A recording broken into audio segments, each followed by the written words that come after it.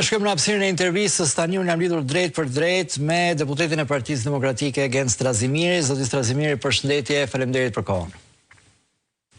Përshëndetje, faleminderit për ftesën.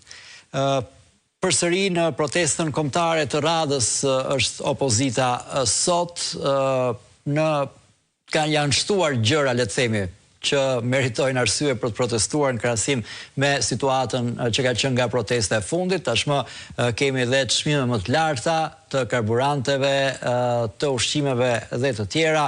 Qytetarët e Tiranës sidomos kaluan ditë me tronditje si pasojë zjarrit aty pallati, po dhe frikës që u përhap se ç'mund të ndodhi me pallatet e tjera të Tiranës, apo mungesës së autobusëve për 2 ditë derisa u arrit një soi marrëveshje mes operatorëve dhe qeverisë.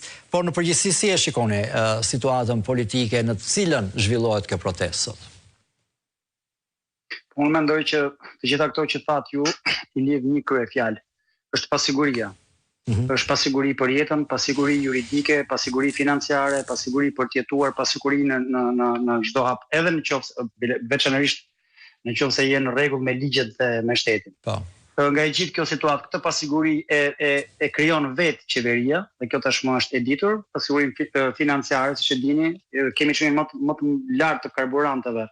Pavarësisht se nuk marrim asnjë gram naftë nga ngushtica e Hormuzit, pikërisht sepse qeveria e rëndon çmimin e naftës dhe kësaj të gjitha çmimet, veçanërisht ato të shportës, përmes taksave dhe akcizave që vendos dhe që në fakt janë në duar monopolitare dhe që përfitojnë direkt antarët e qeverisë duke nisur nga kryeministri. Në qoftë se jeta në këtë vendin tonë është shtrenjtuar më shumë se në Vjenë, se në Romë, se në Paris, se kudo tjetër nëpër Evropë, se në Zvicër, do të thoja se në qoftë se këtu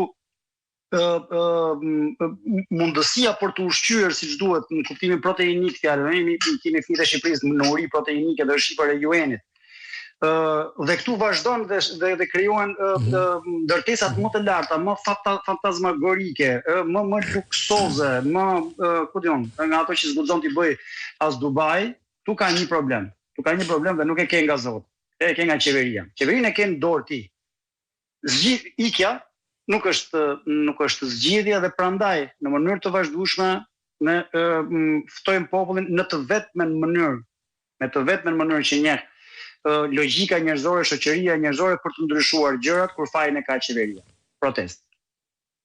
Kjo në fakt është oferta që jep opozita për njerëzit, se siç thatë ju, ka shumë njerëz cilët ose vendosin që të ikin, ose mendojnë që nuk ka vlerë të bësh gjë në këtë, si kanë ardhur gjërat në këtë vend.